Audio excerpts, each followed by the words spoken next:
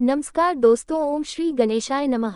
श्री हरि राधे राधे, हरे कृष्णा। आप सभी का दिन शुभ हो। आज आप सुनेंगे कार्तिक मास महात्म का 18वां अध्याय। उससे पहले आपको कार्तिक स्नान की कथाएं सुनाएंगे। कार्तिक मास महात्म्य के जो अध्याय हैं वह बहुत छोटे छोटे अध्याय हैं, इसलिए आपको कई बार सुनते समय पता नहीं चलता कि कभी अध्याय शुरू और कब समाप्त हो जाते हैं। इसलिए आप अध्यायों को जरूर सुन लिया करें, साथ साथ कथाओं को अंत तक भी सुन लिया करें, जिसमें तुलसी स्तोत्र और चालीसा पाठ के साथ साथ आरती भी आपको हर दिन सुनाई जाती है। अब पहले सुनिए सीता नित्यनेम की कहानी। इस कहानी को सीता माता कहती थी और प्रभु श्री राम सुना करती थी। एक दिन श्री राम भगवान को किसी काम के लिए बाहर जाना पड़ा, तो सीता माता कहने लगी कि भगवान, मेरा तो 12 वर्ष का नित्यनेम है, अब आप बाहर जाएंगे तो मैं अपनी कहानी किसे सुनाऊंगी। तब श्री राम ने कहा कि सीते, आप कुएं की पाल पर जाकर बैठ जाना और वहां पर जो भी औरतें पानी भरने आएंगी उन्हें अपनी कहानी सुना दिया करना। सीता माता कुएं की पाल पर जाकर बैठ गई। तभी एक स्त्री आई, उसने रेशम की जरी की साड़ी पहन रखी थी और सोने का घड़ा ले रखा था। सीता माता उसे देखकर कहने लगी, बहन मेरा 12 वर्ष का नित्यनेम सुन लो। पर वह स्त्री बोली कि मैं तुम्हारा नित्यनेम सुनूंगी तो मुझे तो घर जाने में देर हो जाएगी और मेरी सास मुझसे झगड़ा करेगी, इसलिए उसने कहानी नहीं सुनी और अपने घर चली गई। लेकिन उसके घर जाते ही उसकी रेशम चेरी की साड़ी फट गई, सोने का घड़ा मिट्टी के घड़े में बदल गया। सासू ने देखा तो पूछा, अरे बहू, ये किसका दोष अपने सिर लेकर आ गई है। बहू बोली, माँ जी, कुएं पर एक औरत बैठी थी, उसने अपनी कहानी सुनने के लिए कहा लेकिन मैंने नहीं सुनी, शायद उसी का ये फल मुझे मिला है। बहू की बात सुनकर अगले दिन वही साड़ी और वही घड़ा लेकर सास कुएं की पाल पर गई। सास को वहीं पर सीता माता बैठी मिली तो माता सीता ने कहा, बहन मेरी कहानी सुन लीजिए। सासू बोली, एक बार छोड़, मैं तो 4 बार कहानी सुन लूंगी। तब सीता माता बोली, राम आए, लक्ष्मण आए, देश के पुजारी आए, नित्यनेम का नेम लाया आओ। राम बैठो, राम तपी रसोई जिमो, राम माखन मिश्री खाओ, राम दूध पताशा पियो, राम सूत के पलका मोठो, राम शाल दुशाला पोठो, राम शाल दुशाला ओढ़ो, राम जब बोलो राम ही राम, राम सवारे सबके काम, खाली घर भंडार भरेंगे, सबका बीड़ा पार करेंगे, श्री राम जय जय राम। सासू बोली, बहन कहानी तो बहुत अच्छी लगी। फिर कहानी सुनकर सासू घर चली गई और उसकी साड़ी फिर से रेशम जरी की बन गई, मिट्टी का घड़ा भी फिर वापस से सोने के घड़े में बदल गया। बहू ने देखा तो कहने लगी, सासू माँ, आपने ये सब कैसे किया। सासू बोली, बहू तू दोष लगाकर आई थी और मैं अब दोष उतार कर आ रही हूँ। बहू ने पूछा कि माँ जी, वह कुएं वाली स्त्री कौन है। सासू ने बताया कि वह तो सीता माता थी, वह पुराने से नया कर देती है, खाली घर में भंडार भर देती है, वह लक्ष्मी जी का वास घर में कर देती है और मनुष्य की जो भी इच्छा हो उसे पूर्ण कर देती है। बहू बोली, माँ जी, फिर तो ऐसी कहानी मुझे भी सुना दो। सास बोली कि ठीक है, तुम भी सुनो। फिर सास ने कहानी शुरू की, राम आए, लक्ष्मण आए, देश के पुजारी आए, नित्यनेम का नेम लाया आओ, राम बैठो, राम तपी रसोई जिमो, राम माखन मिश्री खाओ, राम दूध बताशा पियो, राम सूत के पलका मोठो, राम शाल दुशाला पोठो, राम शाल दुशाला ओढ़ो, राम जब बोलो राम ही राम, राम सवारे सबके काम, खाली घर भंडार भरेंगे, सबका बेड़ा पार करेंगे, बोलो श्री राम जय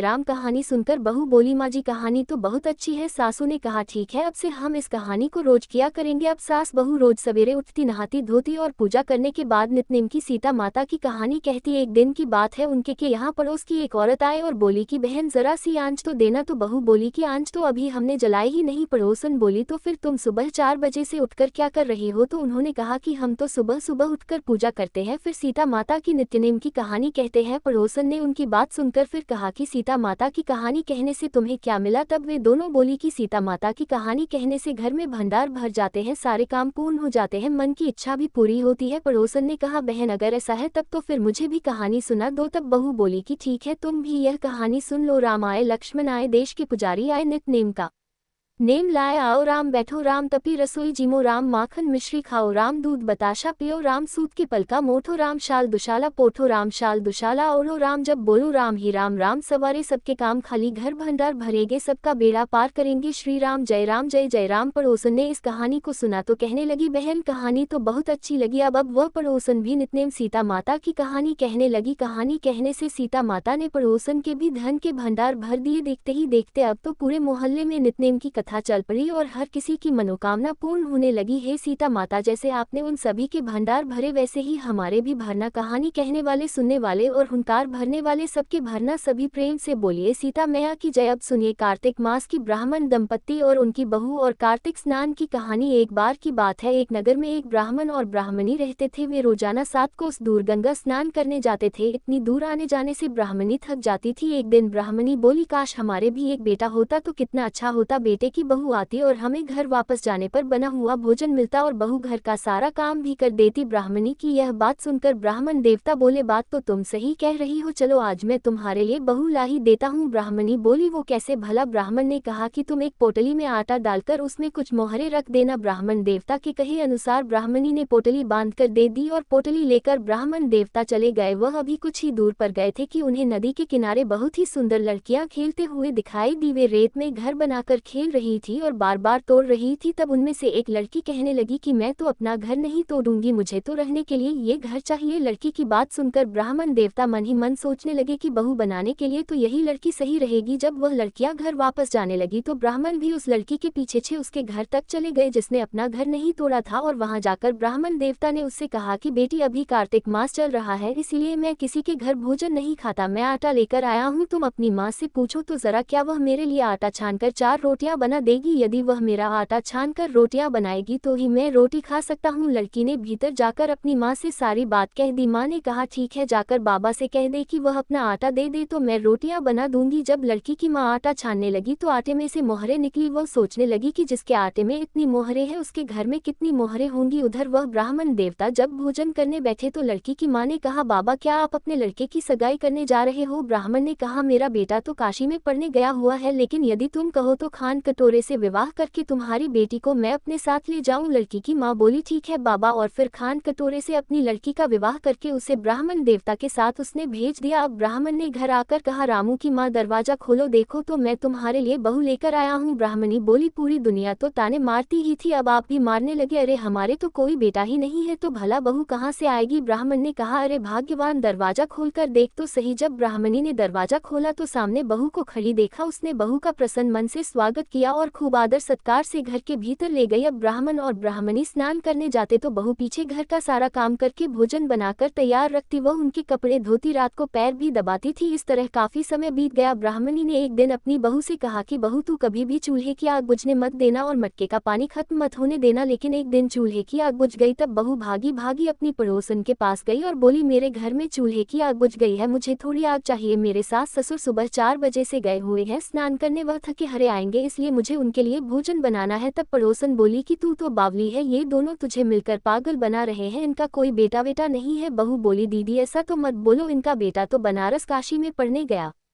हुआ है। तब पड़ोसन ने कहा कि यह तुझे झूठ बोलकर लाए हैं, इनका कोई बेटा नहीं है। अब की बार तो बहू पड़ोसन की बातों में आ ही गई और कहने लगी कि तब आप ही बताओ मैं क्या करूं? पड़ोसन ने कहा, करना क्या है, जब तुम्हारे सास ससुर वापस आए तो जली फूकी रोटियां और बिना नमक की पतली दाल बनाकर दे देना। खीर का चमचा दाल में और दाल का चमचा खीर में डाल देना। अब तो बहू पड़ोसन की सारी सीख लेकर घर आ गई और जब उसके सास ससुर वापस घर आए तो आज ना तो उनकी बहू ने उनका आदर सत्कार किया, ना ही उनके कपड़े धोए। यहाँ तक कि जब उसने अपनी सास ससुर को भोजन दिया तो सास बोली, बहू आज ये रोटियां जली फूकी क्यों है और दाल भी बिना नमक की है? तब बहू ने तपाक से जवाब दिया, माँ जी, एक दिन ऐसा खाना खा लोगे तो कुछ बिगड़ नहीं जाएगा। तुम्हारा सास ससुर को खरी खोटी सुनाकर वह अब फिर से पड़ोसन के पास गई और बोली कि अब बताओ आगे क्या करना है? पड़ोसन बहुत चालाक थी, कहने लगी, अब तुम 7 कोठों की चाबी मांग लेना। और अगले दिन जब वह ब्राह्मण ब्राह्मणी स्नान करने के लिए जाने लगी तो बहू जिद पर अड़ गई, बोली, मुझे तो 7 कोठों की चाबी चाहिए। तब ससुर ने ब्राह्मणी से कहा, इसे चाबी दे दो, आज नहीं तो कल इसे देनी ही है। तब सास ने बहू को 7 कोठों की चाबी दे दी और वह ब्राह्मण दंपत्ति स्नान करने के लिए चले गए। उनके जाने के बाद जब बहू ने दरवाजे खोले तो देखा किसी में अन्न भरा है, किसी में धन भरा है और किसी कोठे में बर्तन भरे पड़े हैं। जब उसने सबसे ऊपर का 7वां कोठा खोला तो देखा कि शिवजी, माता पार्वती, गणेश जी, लक्ष्मी माता जी, पीपल पथवारी, कार्तिक के ठाकुर, राय, दामोदर, तुलसी जी का बिड़वा, गंगा, यमुना और 33 कोटि देवी देवता विराजमान है और वहीं पर एक लड़का चंदन की चौकी पर बैठा माला जप रहा है। ये सब देखकर वह हैरान रह गई। उसने उस लड़के से पूछा, तुम कौन हो?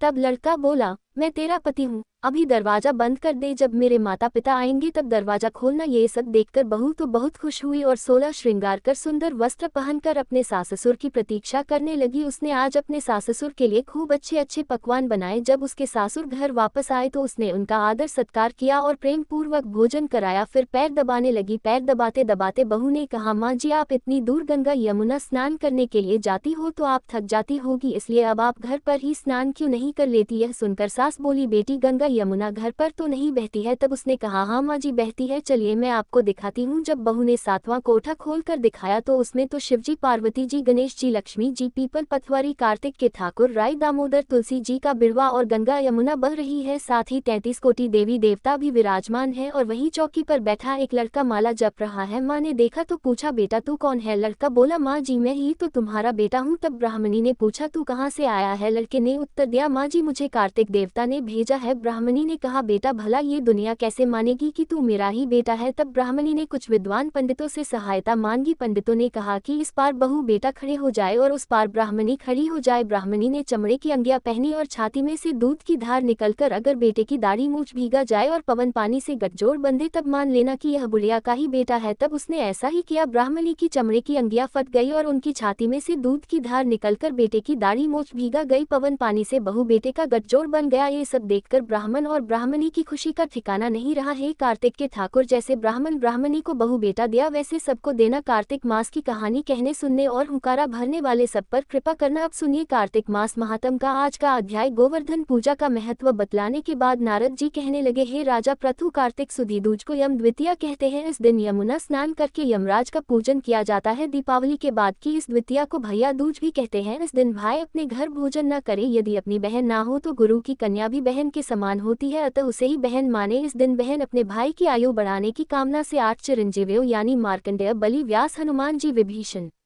कृपाचार्य, अश्वत्थामा और परशुराम जी का विधि पूर्वक पूजन करे। इसके बाद भाई को बुलाकर उसके तिलक लगाते हुए कहे, सूर्य, चंद्रमा, पृथ्वी, समुद्र, वेद, पुराण, तप, सत्य, ब्रह्मा, विष्णु, महेश, देवता, मुनि तथा धर्म मेरे भाई की रक्षा करें और जब तक पृथ्वी तथा सूर्य आदि स्थित हैं तब तक मेरे भाई की संतति चले। फिर बहन भाई को तिलक करके भोजन करावे। भाई भी अपनी श्रद्धा तथा सामर्थ्य के अनुसार बहन को दक्षिणा दे। इतनी कथा सुनने के बाद राजा पृथु ने पूछा, हे देवर्षि, सब क्षेत्रों में उत्तम क्षेत्र कौन सा है? तब नारद जी कहने लगे, हे राजन, सब क्षेत्रों में उत्तम गंगा तथा यमुना का संगम है, जिसमें स्नान आदि करने की इच्छा ब्रह्मादि देवता भी करते हैं। गंगा के स्मरण मात्र से अनेक पाप नष्ट हो जाते हैं। जो कोई गंगा में स्नान करता है उसके समस्त पाप क्षय हो जाते हैं और उसकी कई पीढ़ियों को परम पद की प्राप्ति होती है। गंगा में स्नान की अभिलाषा करने मात्र से मनुष्य अनेक जन्मों के पापों से मुक्त हो जाता है। गोदावरी, कृष्णा, रेवा, अमरावती, तुंगभद्रा, कावेरी, यमुना, बाहुदा, चैत्रवती, ताम्रनी तथा सरयू आदि नदियां तथा सभी तीर्थ गंगा में स्थित हैं। काशी क्षेत्र सब क्षेत्रों में उत्तम है। जो काशी वास करते हैं वे जीवन मुक्त हो जाते हैं। जो व्यक्ति काशी क्षेत्र का स्मरण करते हुए शरीर त्यागता है वह भी मोक्ष प्राप्त कर लेता है। हरे कृष्ण। आज कार्तिक मास महात्म्य में बस इतना ही। अब सुनिए लप्सी और तपसी की कहानी, जिनके बिना अब तक सुनी गई कथाओं का कोई भी पुण्य प्राप्त नहीं होता, इसलिए हर दिन नियम से लप्सा तपसी की कहानी भी कार्तिक मास में सुने और सुनाई जाती है। फिर आप सुनेंगे नवग्रहों की कृपा दिलाने वाली नवग्रहों की कथा। एक बार की बात है, एक लप्सी था और एक तपसी था। तपसी तो भगवान की तपस्या करता था और लप्सी सवा शेर की लापसी बनाकर उसका भोग लगाकर जीन लेता था। एक दिन वे दोनों आपस में झगड़ा करने लगे। लप्सा बोला,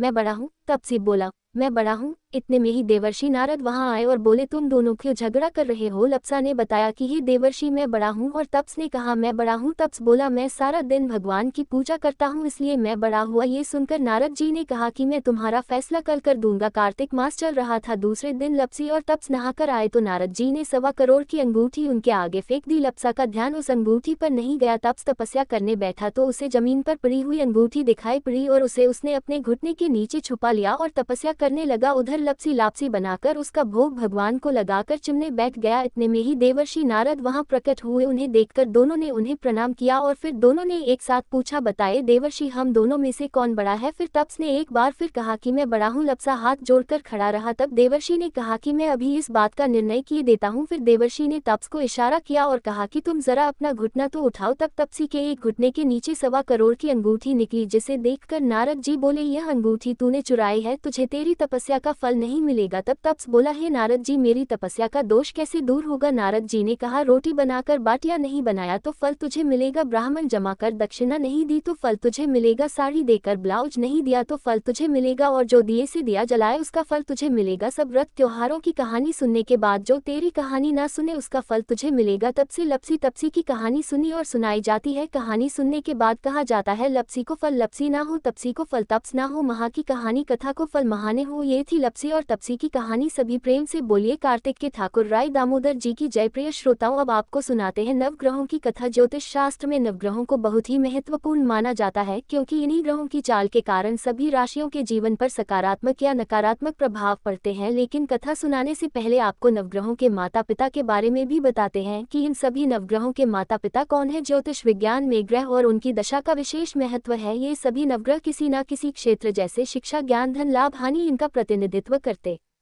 है। सबसे पहले ग्रह की बात करते हैं सूर्य। सूर्यदेव के पिता का नाम कश्यप है और इनकी माता अदिति है। पंचदेवताओं में सूर्यदेव का विशेष महत्व है। इनकी दो पत्नियां हैं जिनका नाम संध्या और छाया है। शनिदेव भगवान सूर्य के पुत्र हैं और यमराज और देवी यमुना भी इनकी संतान है। दूसरे ग्रह हैं चंद्र ग्रह। चंद्रदेव महर्षि अत्रि के पुत्र हैं और उनकी माता का नाम अनुसुया है। शास्त्रों के अनुसार चंद्रदेव की 27 पत्नियां हैं जो 27 नक्षत्रों का प्रतिनिधित्व करती हैं। चंद्रदेव बुध ग्रह के पिता हैं। तीसरे ग्रह है मंगल ग्रह। शास्त्रों में बताया गया है कि मंगल देव के पिता भगवान शिव हैं और भू देवी इनकी माता है। मंगल पूरी तरह से ब्रह्मचारी है। मांगलिक दोष का संबंध भी इन्हीं ग्रह से होता है। चौथे ग्रह है बुध ग्रह। बुध देव के पिता चंद्र और देवी तारा इनकी माता का नाम है। बुध देव को समस्त वेद और शास्त्रों का ज्ञान देवगुरु बृहस्पति से प्राप्त हुआ था और इनकी पत्नी का नाम इला है। चंद्र वंश का प्रारंभ भी इन्हीं से हुआ था। चौथे ग्रह है बृहस्पति देव। गुरु बृहस्पति के पिता महर्षि अंगिरस है। सुपा इनकी माता का नाम है और इनकी पत्नी का नाम तारा है। महाभारत काल में मुख्य भूमिका निभाने वाले गुरु द्रोणाचार्य इनके पौत्र माने जाते हैं। शास्त्रों में इन्हें देवताओं का गुरु भी बताया गया है। पांचवें ग्रह है शुक्र ग्रह। शुक्रदेव के पिता भृगु ऋषि हैं और काव्य माता इनकी माता का नाम है। इन्हें कठिन तप के कारण भगवान शिव से मृत संजीवनी विद्या प्राप्त हुई थी। इनकी पत्नी का नाम जयंती है, जिन्हें देवराज इंद्र की पुत्री के रूप में जाना जाता है। छठी ग्रह है शनि ग्रह। शनिदेव भगवान सूर्य के पुत्र हैं और इनकी माता का नाम छाया है। लेकिन शनि का स्वभाव अपने पिता के गुणों से बिल्कुल विपरीत है। शनि देव कर्मों के अनुसार फल प्रदान करते हैं और इनकी पत्नी का नाम धामिनी है। सातवें ग्रह है सातवें आठवें ग्रह के रूप में राहु और केतु को जाना जाता है, जो कि समुद्र मंथन के समय तक अमृतपान करने से पहले तक स्वरभानु था, जिसके पिता का नाम विप्रचित है और माता का नाम सिन्हिका है। राहु की दो पत्नियां हैं जिनका नाम नागवल्ली और नागनी है। इनका वाहन काले अश्व वाला रथ है। वही स्वरभानु दैत्य के धड़ से केतु उत्पन्न हुए थे जिनका वाहन चील है। ये तो था सभी नवग्रहों का परिचय। अब सुनिए नवग्रहों की कहानी। एक बार की बात है, किसी गाँव में एक भाई बहन रहते थे। बहन का विवाह हो चुका था तो एक दिन भाई अपनी बहन से मिलने के लिए उसकी ससुराल जा रहा था। रास्ते में भाई को एक सांप मिला और कहने लगा, मैं तुझे डसूंगा। भाई बोला, हे नाग देवता, मैंने ऐसा कौन सा अपराध किया है जो आप मुझे डसोगे? मैं तो अपने माँ बाप का एक ही पुत्र हूँ, बहन का एक ही भाई हूँ। मेरी पत्नी और मेरे बच्चे घर पर मेरा इंतजार कर रहे हैं, आप मुझे क्यों डसना चाहते हो? तब वह सांप बोला, तुम्हारे 9 ग्रहों की दशा लगी है, इसलिए मैं तुम्हें डस लूंगा। जब सांप किसी भी तरह राजी नहीं हुआ तो वह बोला कि ठीक है, मैं अपनी बहन के घर उससे मिलने जा रहा हूँ, जब मैं वापस आऊंगा तब तुम मुझे डस लेना। सांप बोला, क्या पता तुम वापस आते समय इस रास्ते से आओ या ना आओ, मैं तो तुम्हें अभी डसूंगा। तब वह लड़का बोला कि ठीक है, तुम ऐसा करो, मेरे इस थैले में बैठ जाओ, जब मैं अपनी बहन से मिलकर वापस आऊंगा तब तुम मुझे डस लेना। सांप ने उसकी बात मान ली और थैले में बैठ गया। लड़के ने ऊपर से बेलपत्र ढक दिए ताकि वह किसी को दिखाई ना दे और फिर अपनी बहन के घर पहुंच गया। बहन उस समय 9 ग्रहों की कहानी कह रही थी। उसने भाई को आया हुआ देखकर भाई से कहा कि भाई तुम बैठो, मैं पहले 9 ग्रहों की कहानी कह लूं, तुम बैठो और मेरी कहानी भी सुनो। बहन ने कहानी कही, भाई ने कहानी सुनी। जीवों की, जानवर की, हाथी की, घोड़े की, कुत्ते की, बिल्ली की, भाई की, बहन की, घर के धनी की, बेटी जवई की, देवरानी जेठानी की, सास ससुर की, संग की, सहेली की, सबके ग्रह शांत हो जाए। घर चले 8 पग आदमी चले, 4 पग सांप बिच्छू भंवरे सब आग में जले। ऐसे भाई को कहानी सुनाकर बहन खड़ी हो गई और भाई के पास रखे थैले को देखकर भाई से बोली, भाई थैले में क्या लाए हो? इससे पहले कि भाई कुछ कहता उसने वह थैला उठाया और घर के अंदर ले गई। थैला खोलकर देखा तो बेलपत्र, केले और संतरे बन गए और सांप एक चमचमाता हुआ हार बन गया। जब हार पहनकर वह बहन बाहर आई तो बहन के गले में चमचमाता हार देखकर भाई बोला, बहन इतना कीमती हार तुम कहाँ से लाए हो? बहन बोली, भाई तुम ही तो लाए हो मेरे लिए।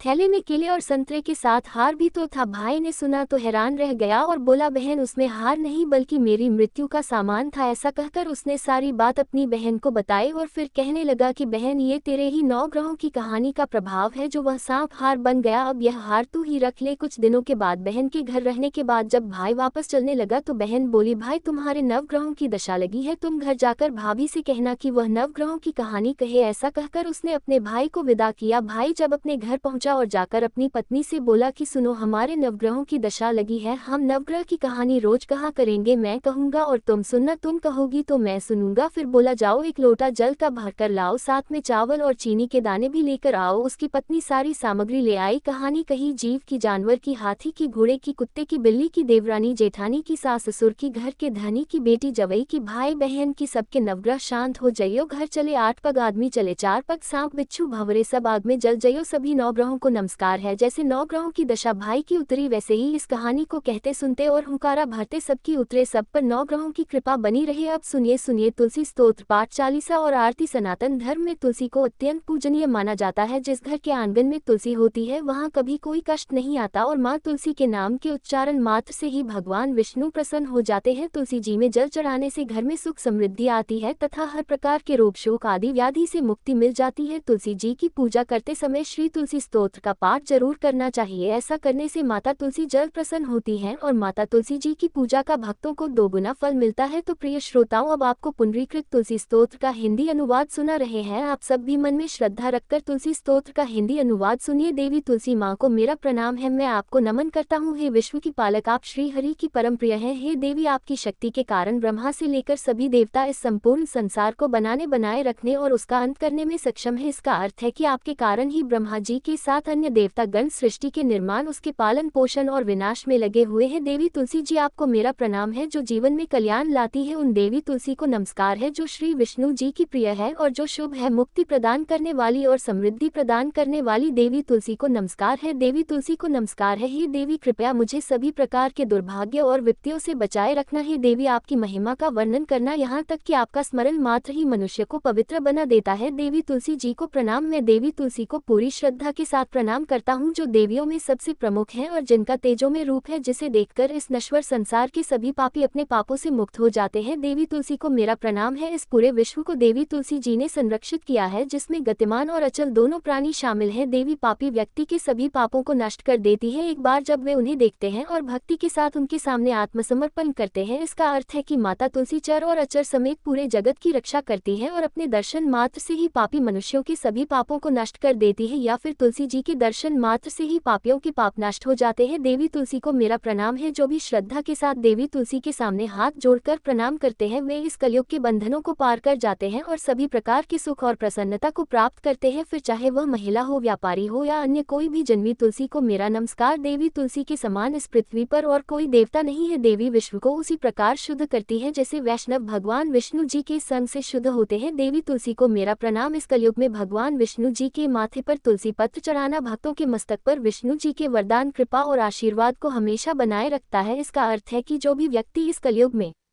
भगवान श्री विष्णु जी के मस्तक पर तुलसी जी को अर्पित करता है, उसके ऊपर हमेशा भगवान विष्णु जी का आशीर्वाद बना रहता है। देवी तुलसी को नमस्कार है। तुलसी जी में हमेशा सभी देवी देवताओं का वास रहता है, इसलिए इस संसार में तुलसी जी की पूजा करना सभी देवी देवताओं की पूजा के समान है। इसका अर्थ है कि तुलसी जी की पूजा से सभी देवों की पूजा संपन्न हो जाती है। देवी तुलसी को मेरा नमस्कार है। आप सब कुछ जानने वाली है और भगवान विष्णु जी के प्रिय है। अपने भक्तों को आप सभी प्रकार की समृद्धि प्रदान करती है। देवी कृपया मुझे सभी प्रकार के पापों से बचाएं। हे देवी तुलसी जी को नमस्कार है। पहले के समय में ये भजन बुद्धिमान पुंडरीक के द्वारा हर रोज भगवान श्री विष्णु जी की पूजा करते हुए उन्हें तुलसी के पत्तों से अलंकृत करते हुए गाया जाता था। देवी तुलसी जी को नमस्कार है, जिनके 16 नाम है तुलसी, श्री महालक्ष्मी, विद्या, अविद्या, यशवनी, धर्म का अवतार यानी धर्मिया, धर्मान्ना देवी, देवी देव मन प्रिया यानी देवियों और देवों को प्रिय, लक्ष्मी जी की प्रिय सखी, देवी स्वर्ग भूमि यानी पृथ्वी, अचला यानी स्थिर, चला यानी अस्थिर। देवी तुलसी के इन 16 नामों का भक्तगण पाठ करते हैं या महिमा गाते हैं। देवी के 16 नामों का पाठ करने वाले भक्त आसानी से श्रीहरि की भक्ति प्राप्त कर लेते हैं और अंत में भगवान विष्णु जी के चरण कमलों में स्थान प्राप्त करते हैं, जिन्हें माँ तुलसी, पृथ्वी, महालक्ष्मी, कमल की स्वामिनी और श्रीहरि की प्रिया के नाम से भी जाना जाता है। देवी तुलसी को मेरा नमस्कार है। देवी तुलसी की सखी तुलसी जी शुभ प्रदान करती है, पापों को दूर करती है और सभी को पवित्र बनाती है, पुण्य प्रदान करती है। आपको प्रणाम है। देवी तुलसी जिनकी प्रशंसा देवर्षि नारद द्वारा की जाती है और श्री नारायण नारायण के प्रिय है उन देवी तुलसी को हम सबका बारंबार प्रणाम है। जय जय तुलसी भगवती सत्यवती सुखदानी नमो नमो हरि प्रेसी श्री वृंदावन खानी श्री हरि शीश विरजनी देहु अम जन हिते वृंदावनी अब न करहु विलंबा धन्य धन्य श्री तुलसी माता महिमा अगम सदा श्रुति गाता हरि के प्राणहु से तुम प्यारी हर हेतु कीन हो तब तब भारी जब प्रसन्न है दर्शन दीन हो तब कर जोर विनय उसकीन हो हे भगवंत कंत मम हो दीन जानी जान छाड़ू छोहु सुनी लक्ष्मी तुलसी की बानी दीन हो श्राप कद पर आओ सयोग्य वर मानगन हारी होहु बित तुम जड़ तनु धारी सुन तुलसी ही श्रिप्यो ते थामा करहु वास्तहु नीचन धामा दियो वचन हरि तब तत्काला सुनु सुमुख जान होहु बेहाला समय पाए बहु रूपा तोरा पूजा हास वचन सत मोरा तब गोकुल मह गोप सुदामा तास भई तुलसी तू बामा कृष्ण रास लीला के मही राधे शक्य प्रेम लख नहीं दियो श्राप तुलसी तत्काला नर लोकी तुम जन्महु बाला यो गोक व दानव राजा शंखचूर्ण नामक शिरताजा तुलसी भसु की नारी परम सती गुण रूपगारी असद्व कल्प बीती जब गेहु कल्प तृतीय जन्म तब भयहु वृंदा नाम भयो तुलसी को असुर जलंधर नाम पति को कर अतिद्वंद अतुल बलधामा कीना शंकर से संग्रामा जब निज सैन्य सहित शिव हारे मर ही न तब हर हर ही पुकारे पतिव्रता वृंदा नारी को न सके पति ही संगहारी तब जलंधर ही भेष बनाए वृंदा धग हरि पहुँचो जाय शिव हित लह कर कपट प्रसंगा कियो सत्यत्व धर्म तो ही भंगा भयो जलंधर कर संगहार सुनी उस शोक उपारा ते क्षण दियो कपट हरितारी लख वृंदा दुख गिरा उचारी जलंधर जस यो भीता सोई रावण तस हर ही सीता अस्प्रस्तर सम हृदय तुम्हारा धर्म अखंडी मम पते संहारा यही कारण लह श्राप हमारा होवे तनुपाशन तुम्हारा सुनी हरि तुरंत ही वचन उचारे दियो श्राप बिना विचारे लिखियो न निज करतूत पति को छलन चाहियो जब पार्वती को जड़ मति तू असो जड़ रूपा जग में तुलसी बिटप अनुपा धग रूप हमशाली ग्रामा नदी गन की बीच ललामा जो तुलसी दल हमह चद है सब सुख भोग परम पद पे है बिनु तुलसी हरि जलत शरीरा अतिशय उत्तशीष और पीरा जो तुलसी दल हरि सिर धारत सो सहस्त्र घट अमृत दारत तुलसी हरि मन रंज निहार रोग दोष दुख भंज निहारी प्रेम सहित हरि भजन निरंतर तुलसी राधा में ना अंतर व्यंजन हो छप्पन हो प्रकारा बिन तुलसी दल न हर प्यारा सकल तीरथ तुलसी तरु छाही लहत मुक्ति जन संशय नाह कवि सुंदर एक हरि गुण गावत तुलसी निकट सहस गुण पावत बसत निकट दुर्वासा धामा जो प्रयास ते पूर्व ललामा पाठ करल जो नित नर नारी हो सुख भाह त्रिपुरारी तुलसी चालीसा पढ़ तुलसी तरु ग्रह धारी दीप दान कर पुत्र फल पाओ बंध नारी सकल दुख दरिद्र हरिहार परम प्रसन्न आश धन जन लड़ कर बसे पूर्ण अत्र लाह अभिमत बल जगत मह